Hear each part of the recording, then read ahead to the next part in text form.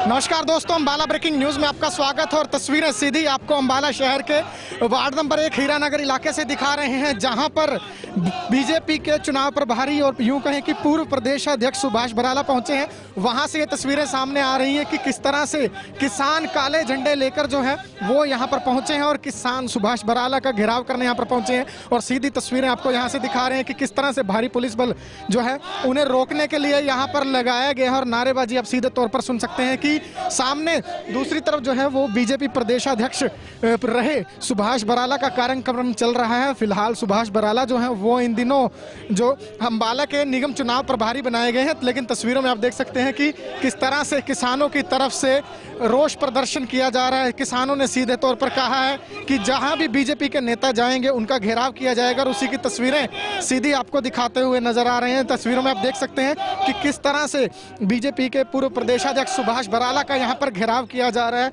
दूसरी तरफ सुभाष बराला जो है वो चुनावी जनसभा को संबोधित कर रहे हैं, देख सकते हैं। दूसरी तरफ पुलिस की जो एक दीवार है वो बना दी गई है ताकि ये लोग जो है आगे ना बढ़ सकें। तस्वीरों में साफ देख सकते हैं कि मुर्दाबाद के नारे भी लगाए जा रहे हैं और इन्हीं किसानों को रोकने के लिए पुलिस बल जो है वो तैनात कर दिया गया है। फिलहाल सीधी तस्वीरें आपको हम यहाँ से दिखा रहे हैं कि किस तरह से बीजेपी प्रदेशाध्यक्ष रहे सुभाष बराला का यहाँ पर घेराव करने के लिए किसान जो है वो भारी संख्या में पहुंचे हैं। काले कानून वापस लो की नारेबाजी की जा रही है। जिस तरह से किसानों ने कहा था कि बीजेपी के नेताओं का यूं ही घेराव किया जाएगा, वही तस्वीर यहाँ पर नजर आ रही है।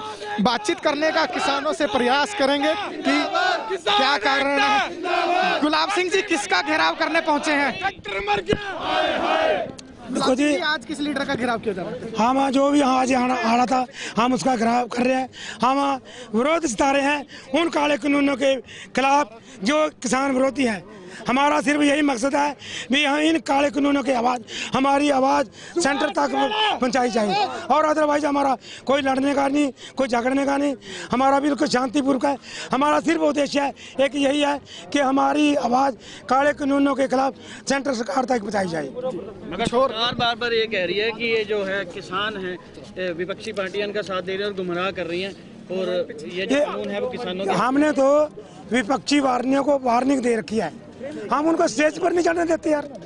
कभी कोई देखा कोई नेता, आपको यहाँ कोई लग रहा नेता हमारे साथ है?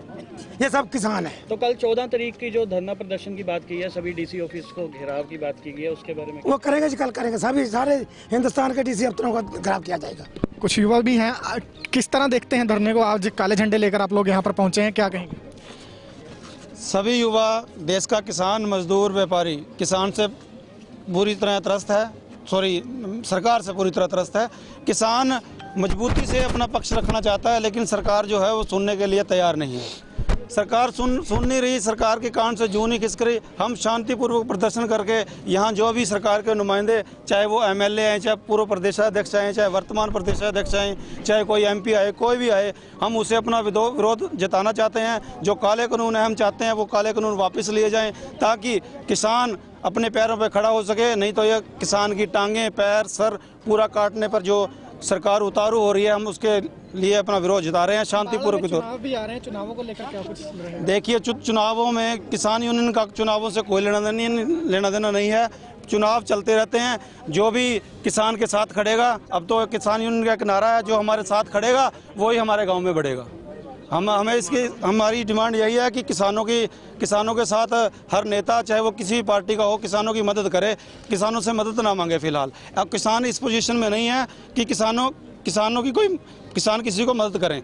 आज पूरे देश के किसान को ज़रूरत है, मदद की ज़रूरत है। सभी युवा, सभी मजदूर, सभी व्यापारी सब त्रस्त हैं, सबकी मदद की जरूरत है। धन्यवाद। तो सुन सकते हैं आपके किस तरह से आज किसानों ने बीजेपी को काले झंडे यहां पर दिखाने का काम किया है और पुलिस ने हालांकि उन्हें कार्यक्रम से कुछ दूरी पर रोक लिया है।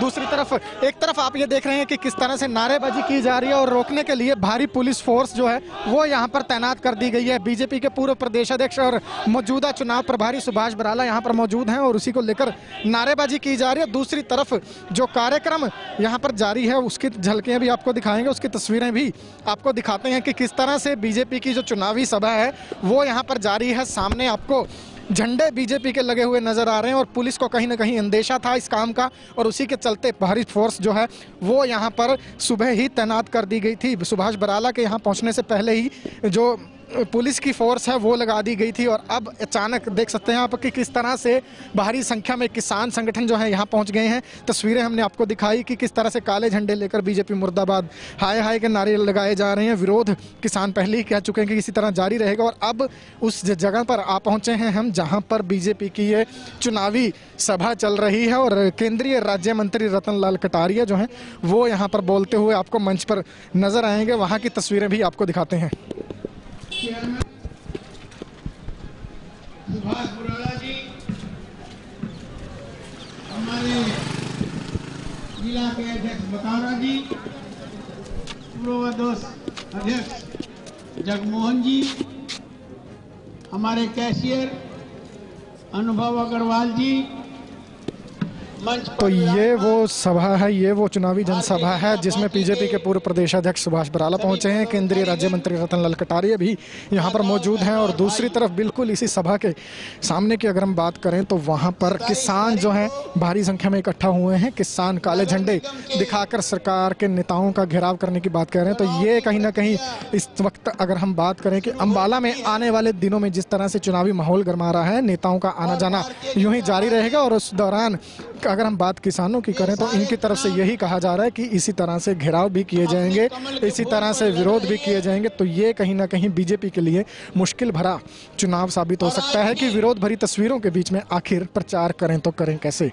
फिलहाल किसानों से हमने आपको सुनवाया कि किसानों ने क्या कुछ कहा है। कुछ देर बाद प्रयास करेंगे इस जनसभा के बाद कि आखिर बीजेपी के नेता इस विरोध प्रदर्शन को किस तरह देखते हैं। फिर विधानसभा में आए जी, ये हमारा देश लोकतांत्रिक देश है और सब लोगों को अपनी बात कहने का अधिकार है।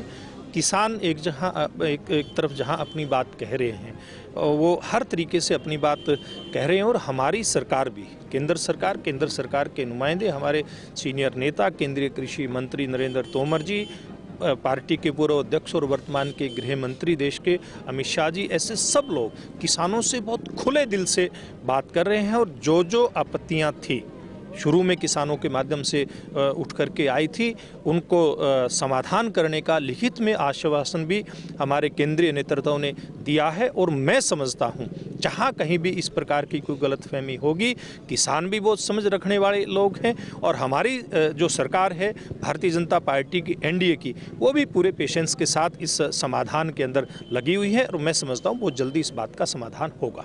देखिए, बहुत जल्दी अम्बाड़ा का सस्पेंस भी ख़त्म हो जाएगा।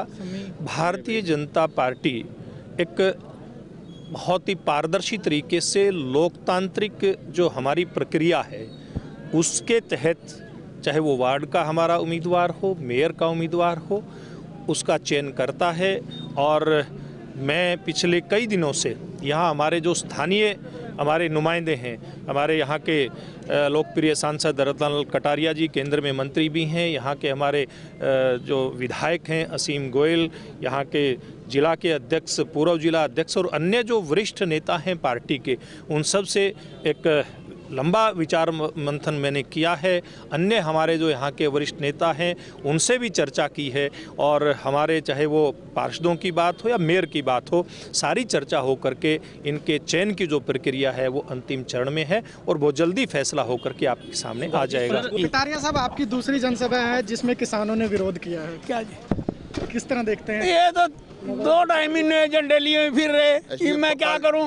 उस दिन मैं बोल दिया था तो फिर उल्टे संदेश जाते हैं कहीं। मैं तो हाथ जोड़ गई माफी मांगू। से ऊपर हो चुके हैं दिल्ली। देखिए, घर बनाने से पहले कुछ मटेरियल इकट्ठा करना पड़ता है पहले, तो वो तैयारी चल रही है।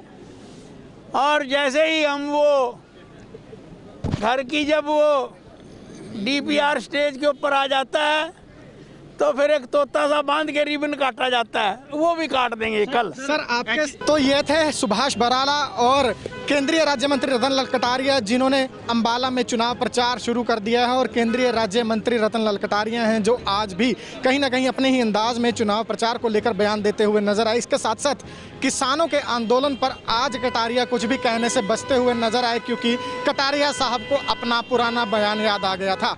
हालांकि कटारिया साहब ने दावा किया है कि इस समस्या का, किसानों की मांग का, इस आंदोलन का जल्द ही समाधान भी निकाल लिया जाएगा। लेकिन अंबाला में अभी तक कैंडिडेट डिक्लेयर नहीं हुए हैं, प्रचार शुरू हो गया है। आखिर चुनाव आने वाले समय में किस रुख में जाएगा, हर अपडेट आपको चुनाव को लेकर देते रहेंगे। आप जुड़े रहिए अंबाला ब्रेकिंग न्यूज़ पर और हमें यूट्यूब पर भी सब्सक्राइब कीजिए। साथ साथ अंबाला ब्रेकिंग न्यूज़ की प्ले स्टोर से ऐप भी डाउनलोड कीजिए।